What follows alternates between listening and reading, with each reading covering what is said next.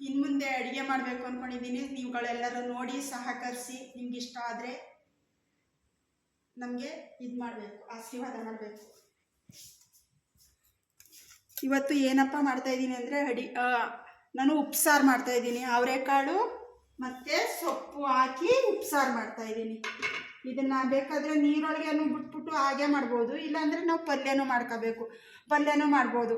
ಅಂದರೆ ನಾನು ಅವರೆಕಾಳು ಒಂದು ಪಲ್ಯ ಮಾಡ್ತಾಯಿದ್ದೀನಿ ಇವಾಗ ಈ ಮನೆಯಲ್ಲಿರೋದು. ಅಂದರೆ ನಾನು ನನ್ನ ಮಗಳು ಅಷ್ಟೇ. ನನ್ನ ಮಗಳು ಡ್ಯೂಟಿಗೆ ಹೋಗ್ತಾಳೆ, ಒಬ್ಬಳಿ ಒಂಟಿ ಜೀವನ ನಂದು. ಅದರಿಂದ ಬೇಜಾರಿಗೆ ಇದೊಂದು ಮಾಡೋಣ ಅಂತ ಇನ್ಮೇಲೆ ಕಂಟಿನ್ಯೂ ಮಾಡೋಣ ಅಂದ್ಕೊಂಡು ಮಾಡ್ತಾಯಿದ್ದೀನಿ. ಮೊದಲಿಗೆ ಉಪ್ಸಾರು ಮಾಡ್ತಾಯಿದ್ದೀನಿ. ಉಪ್ಸಾರಿಗೆ ಬೇಕಾಗೋವಂಥ ಸಾಮಾನುಗಳು ಅವರೆಕಾಳು, ಸೊಪ್ಪು ಮತ್ತು ಮೆಣಸಿನ್ಕಾಯಿನ ಹುರಿದಿಟ್ಕೊಂಡಿದ್ದೀನಿ. ಒಂದು ಸ್ವಲ್ಪ ಕಾಯಿ ತುರಿ, ಜೀರಿಗೆ, ಪಲ್ಯಕ್ಕೆ ಈರುಳ್ಳಿ ಹೆಚ್ಚಿಟ್ಕೊಂಡಿದ್ದೀನಿ, ಒಂದು ಟೊಮೊಟೊ, ಒಂದು ಸ್ವಲ್ಪ ಕೊತ್ತಂಬರಿ ಸೊಪ್ಪು, ಬೆಳ್ಳುಳ್ಳಿ, ಹಾಲು, ಕಾಳುಮೆಣಸು. ಇವತ್ತು ಶೀತದ ಕಾಲ. ಇವಾಗ ಇದು ಕಾಳು ಜೀರಿಗೆ ಮೆಣಸು ಇಂಥದ್ದು ಕಾಳುಮೆಣಸು ತಿನ್ನೋದ್ರಿಂದ ಶೀತನೂ ಆಗಲ್ಲ, ವೆದರ್ಗೂ ಸೆಟ್ ಆಗುತ್ತೆ. ಪಾತ್ರೆ ಇಟ್ಬಿಟ್ಟು ಒಲೆ ಹತ್ತಿಸ್ಕೊತಾ ಇದ್ದೀನಿ. ಒಂದು ಅರ್ಧ ಲೀಟ್ರ್ ನೀರು ಹಾಕ್ತಾಯಿದ್ದೀನಿ.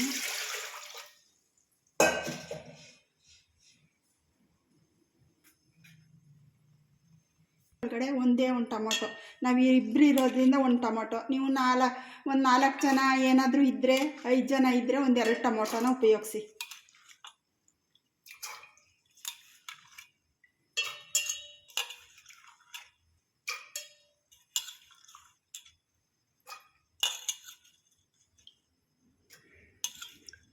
ಉಪ್ಪು, ಕಾಳು, ಟೊಮೊಟೊ ಹಾಕಿ ಬೇಯಿಸ್ಕೊತಾ ಇದ್ದೀನಿ.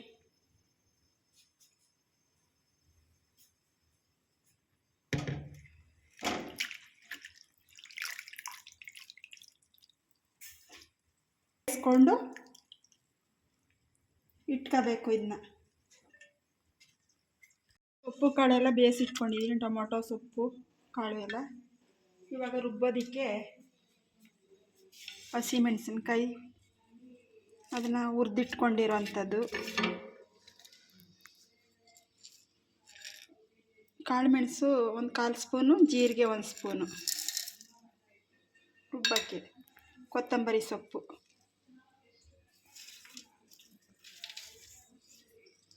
ಬೆಳ್ಳುಳ್ಳಿ 1-2 ಅಷ್ಟು ಬೆಳ್ಳುಳ್ಳಿ ಹಾಕ್ಕೊಂಡು ಒಂದು ಸ್ವಲ್ಪ ರುಚಿಗೆ ತಕ್ಕಷ್ಟು ಉಪ್ಪು.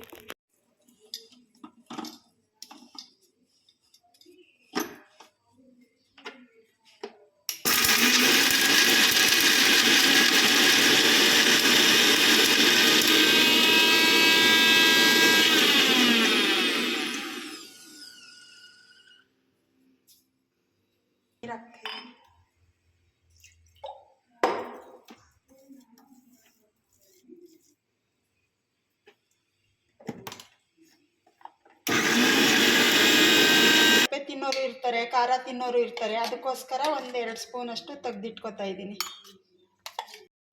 ಬೇಯಿಸಿರೋಂಥ ಕಾಳು, ಅದಕ್ಕೂ ಇನ್ನೊಂದು ಸ್ವಲ್ಪ ಟೇಸ್ಟ್ ಕೊಟ್ಟು ಅಂತ ಇನ್ನೊಂದು 4 ಎಸಳು ಬೆಳ್ಳುಳ್ಳಿ ಇದನ್ನ ಹಾಕ್ಕೊಂಡು ನೈಸ್ಗೆ ರುಬ್ಕೊಳ್ಳೋದು. ನಾನು ಎಣ್ಣೆ ಹಾಕಿದ್ದೀನಿ, ಕಾದೈತೆ, ಅದಕ್ಕೆ ಸಾಸಿವೆ ಹಾಕ್ತಾಯಿದ್ದೀನಿ.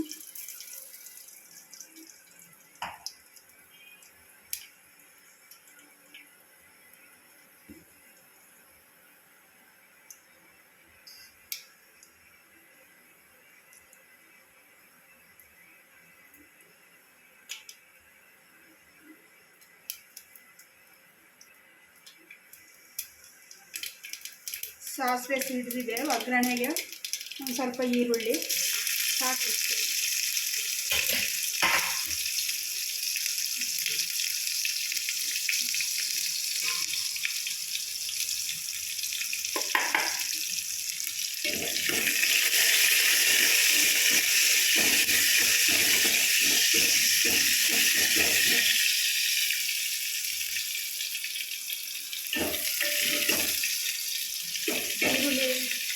ಕರ್ತಿದೆ. ಈಗ ಖಾರ ರುಬ್ಬಿರೋಂಥ ಖಾರನ ಇಷ್ಟು ಹಾಕ್ಬಿಟ್ಟು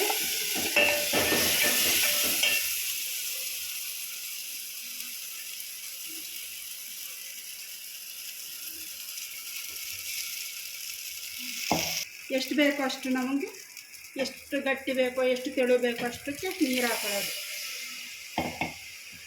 ಒಂದು ಸ್ವಲ್ಪ ಹಾಲು,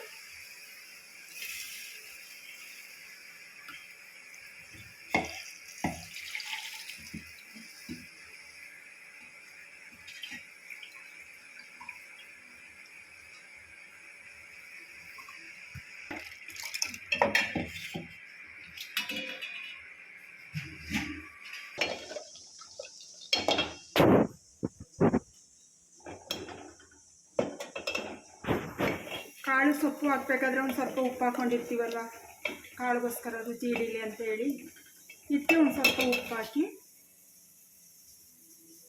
ಎಷ್ಟು ರುಚಿ ಬೇಕೋ ಅಷ್ಟು ಹಾಕ್ಬಿಟ್ಟು ಸಾರು ಮಾಡಿದ್ರೆ ಕುದಿ ಬಂದಾಗ ಉಪ್ಸಾರು ಆಯಿತು ಅಂತ. ಇಷ್ಟೇ, ಇದ್ರದ್ದು ಸಾಂಬಾರು ರೆಡಿ. ಪಲ್ಯ ಮಾಡ್ತಾಯಿದ್ದೀನಿ. ಕಾಳು ಬಸ್ಕೊಂಡು ಇಟ್ಕೊಂಡಿದ್ನಲ್ಲ, ಮೆಣಸಿನ್ಕಾಯಿ, ಸಾಸಿವೆ,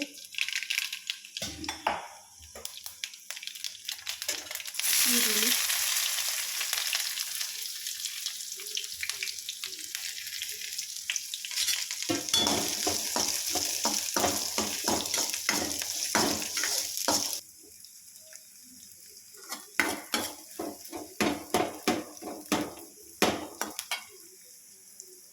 ಇದೆ ಅದಕ್ಕೊಂದು ಸ್ವಲ್ಪ ಕಾಯಿ ತುರಿ,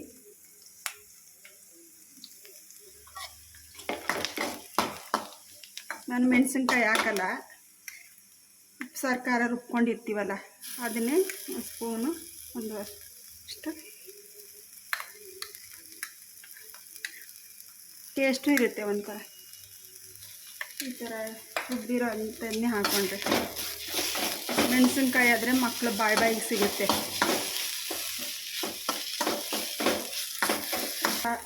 ಕಾಳು ಮತ್ತು ಸೊಪ್ಪನ್ನ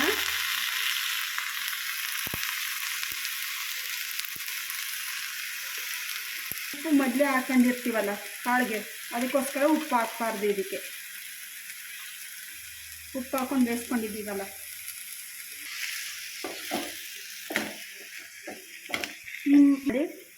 ನೀರೆಲ್ಲ ಡ್ರೈ ಆದಮೇಲೆ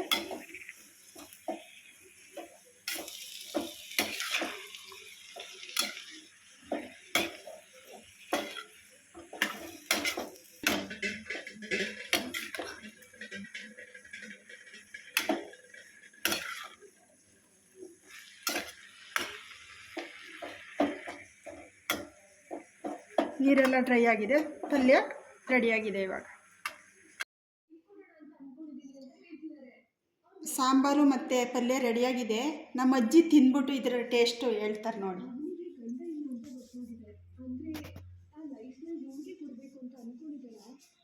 ಸೊಪ್ಪಿನ ಸಾರು, ಮುದ್ದೆ ಆಗ ನಮ್ಮ ಕಾಲದಲ್ಲೆಲ್ಲ ತುಂಬ ಚೆಂದಾಗಿ ಮಾಡೋರು. ಈಗೆಲ್ಲ ಕಡಿಮೆ ಸಿಟಿ ಬಿದ್ದರು. ಇವೆಲ್ಲ ಆರೋಗ್ಯಕರವಾದ ಪದಾರ್ಥಗಳು ತಿನ್ನಬೇಕು, ಚೆಂದಾಗಿರ್ತದೆ.